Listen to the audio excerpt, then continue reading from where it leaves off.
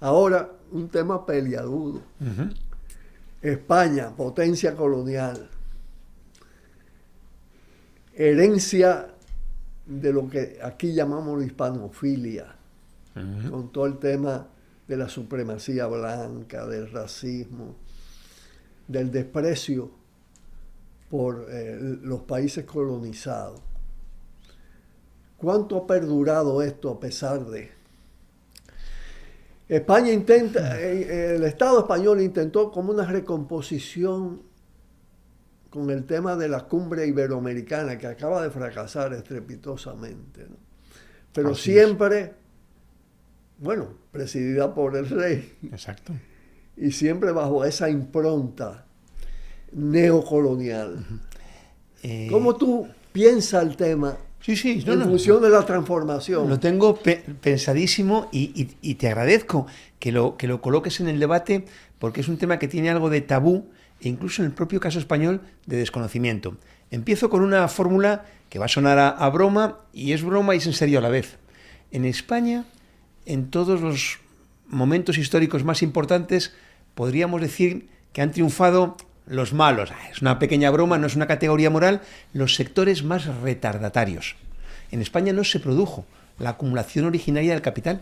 Hubo ya desde el siglo XVI, XVII y XVIII un bloqueo para procesos de modernización burguesas. En España, en el siglo XX, intentos de modernización burguesa como los que representaba la Segunda República fueron violentamente impugnados con el golpe de Estado que conocemos la noche del 17 al 18 de julio de 1936. Porque es verdad que simultáneamente el movimiento obrero se había construido de una manera muy fuerte.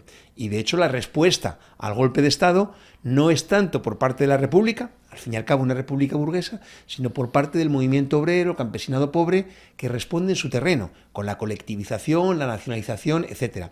Es derrotado la guerra y es liquidada la revolución y se inicia un larguísimo periodo que si lo fijamos entre el 39 y el 75 hablaríamos de 36 años de dictadura franquista que habría para otro día que explicar cómo es posible que el imperialismo estadounidense la preserve a pesar de su alineamiento con el régimen nazi.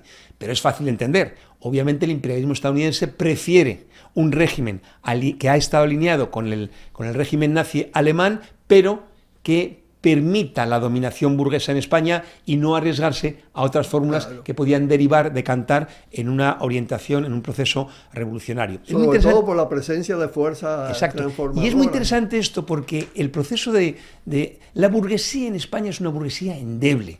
Desde el punto de vista de su base económica ha estado permanentemente ligada al Estado. Todos los estados respaldan a sus burguesías respectivas, con cambios, especialmente en el periodo reciente.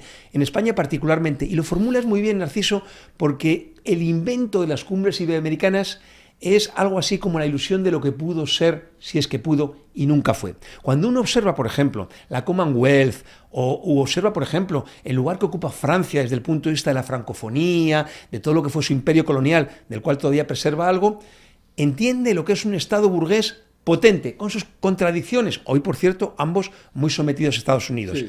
Pero España nunca ocupó eso. Y nunca lo ocupó porque en España podríamos decir que las tareas históricas que debería haber desempeñado la burguesía nunca llegó a desempeñarlas. En España, en el Reino de España, en el Estado español, hoy está abierta la cuestión nacional. Está abierta la cuestión nacional cuando estamos entrando ya en el segundo cuarto del siglo XXI. Entonces, muy importante esto desde el punto de vista también de la caracterización del Estado español hoy. Hay que tener en cuenta que en España la dictadura no fue derrotada. Cuando, por ejemplo, debatimos si en el Cono Sur, Argentina, Chile, cuál fue el grado de impunidad de las dictaduras, en Argentina menos porque irrumpieron las madres, el movimiento por los derechos humanos, en Chile algo, en España no hay discusión. La impunidad ha sido absoluta, absoluta. Hoy tenemos un régimen monárquico que es el heredero de la dictadura. Yo voy a decir dos frases muy rápidamente. 30 de diciembre de 1969, discurso del dictador. Abre comillas porque es literal. Todo queda atado y bien atado con la transmisión de la jefatura de Estado al Borbón. Cierra comillas. Y 22 de noviembre de 1975, cuando toma posesión de la jefatura de Estado del rey, firmando con la mano en la Biblia, jurando los principios del movimiento, el movimiento fascista español. Y son cuestiones que alguien puede decir, son simbólicas, pero el símbolo representa algo, Claro. representa esa subordinación. Cuando en el año 2017 hubo un movimiento secesionista en Cataluña, toma la forma de un intento de referéndum el 1 de marzo, el 3 de marzo hay un discurso del rey, el hijo del anterior, ambos corruptos, porque es genéticamente así, digo, como institución, la monarquía, que se puede resumir con una fórmula futbolera, a por ellos, beisbolera, a por ellos, agresiva. Es decir, el régimen español es una cárcel de trabajadores y de pueblos. Y en ese contexto todavía preserva, en España la fórmula que se decía era por el imperio hacia Dios.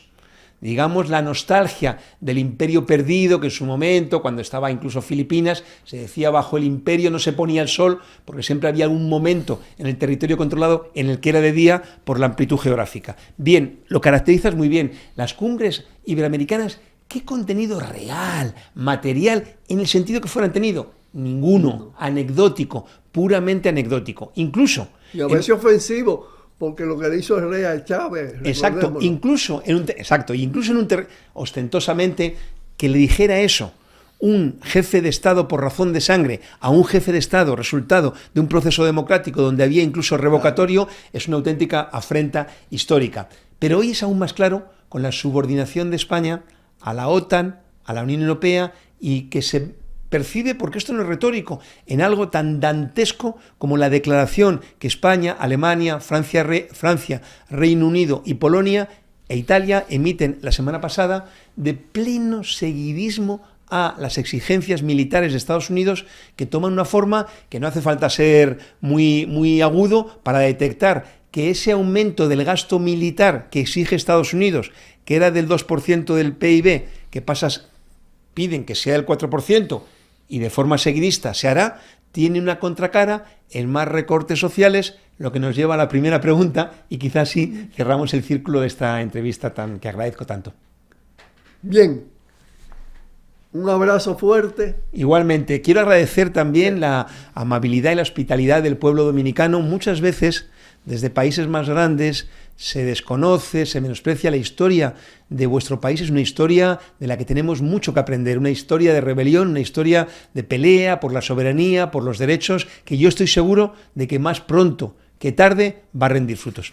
Buen viaje. Muchísimas gracias. Que tenga siempre presente. Eso está, ver de nuevo aquí. Está asegurado. Y en Timor Blanco estaremos. Perfecto. Muchísimas gracias. Un abrazo fraterno. Hasta mañana. Un fuerte abrazo.